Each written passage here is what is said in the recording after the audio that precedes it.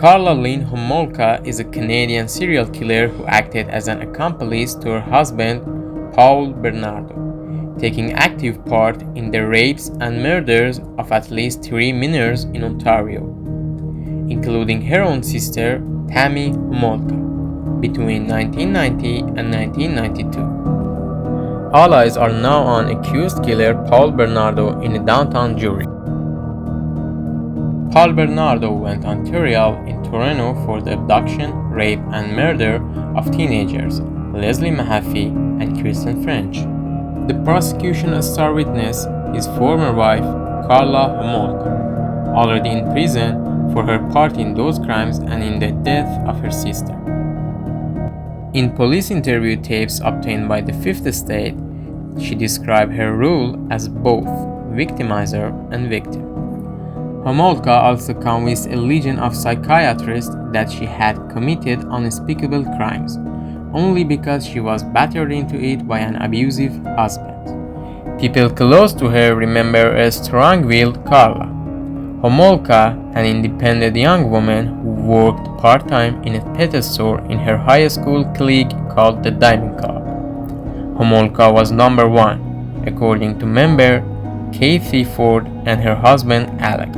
It was an unlikely setting for a romantic encounter, a pet food show at a suburban hotel. But it was here that 17 years old Homolka met a handsome 23 years old junior accountant named Paul Bernardo. The attraction was instant. In December 1989, Homolka worked at Better. In a rhapsodic letter to the Toronto Star, Homolka described the romantic evening by Niagara Falls when Bernardo proposed. 7 months before the wedding, the man who would be America's perfect husband was called in by police for questioning in series of rapes in Scarborough near Toronto. Homolka knew her future perfect husband was a perfect match for the police. She also knew her fiancé was obsessed with attractive teenage girls, including one Karla Homolka knew very well. It was her 15-year-old sister, Tammy. Bernardo convinced Karla to help him satisfy his obsession with Tammy by aiding him in a clandestine sexual assault on the teenager. Homolka didn't lift a finger to save her sister from Bernardo. This Christmas video was shot just hours before the attack. Tammy is already woozy from tranquilizers, spiked drinks that will soon render her unconscious while being sexually assaulted by her big sister and Bernardo. Tammy would choke and die. At the time, the couple's lies convinced police that Tammy's death was an accident. She offered up her sister in order to keep happy the man she wanted to marry. Homolka herself has told a number of stories about her state of mind at the times of Tammy's death. In an audio tape interview with police before she became implicated in the murders, she says the couple's first 3 years were happy ones. At the end of June 1991, Homolka married the man she would later abuse her so badly. As her motion, Bernardo paraded their union through the storybook town of Niagara-on-the-Lake. A nightmare was discovered in nearby Lake Gibson, entombed in 8 concrete blocks. The dismembered body of 14-year-old Leslie Mahaffey. What no one knew was that the newlyweds, the killing of 2 innocent teenage girls. Bernardo kidnapped a teenage girl and brought her home. Her response was to go back to sleep, while Bernardo raped Leslie Mahaffey in the guest room. Homolka passed the time reading and walking their dog. Homolka was upset, but not for Mahaffey. 2 weeks later, they were married and went on their honeymoon. Bernardo had cruelly destroyed her wedding night by telling her he was the Scarborough rapist, although she'd already been involved in 2 deaths. She would call this the worst night of her life. After the honeymoon, Homolka told the police the marriage went well. There was nothing for quite a while, just a small argument. Every day she labored over love notes for Bernardo's pillow, including this one written just before they kidnapped Kristen French. It's Easter soon, and do you know what that means? A day off for Cali girls to spend with their wonderful king. Isn't that great? Love you. As Kristen French was on her way home from school for the long Easter weekend, they put their plan into effect. He wanted her right beside him so he could hold the knife to her, and Homolka sat in the back seat, actually in the middle of the two of the front seats. French was taken to the couple's home near St. Catherine's. Homolka unplugged the phones, closed the blinds, and locked the doors.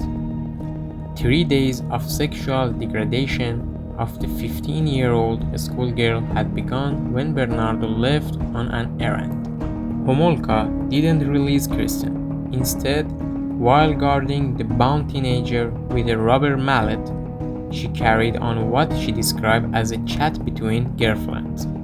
Homolka said it hurts a lot more because I felt like I was friends with both of them, especially Kristen, because we did so much stuff together. We put makeup on together and we talked so much.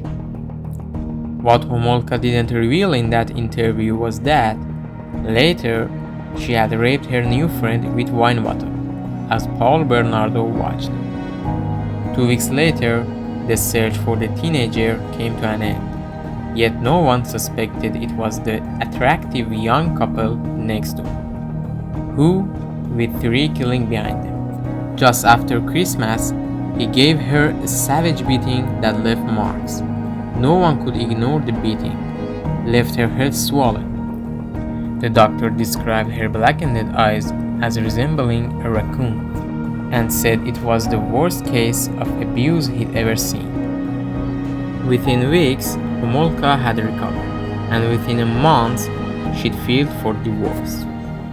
In February 1993, almost 2.5 years after they questioned Bernardo, the police now had DNA results, confirming that he was the Scarborough rapist.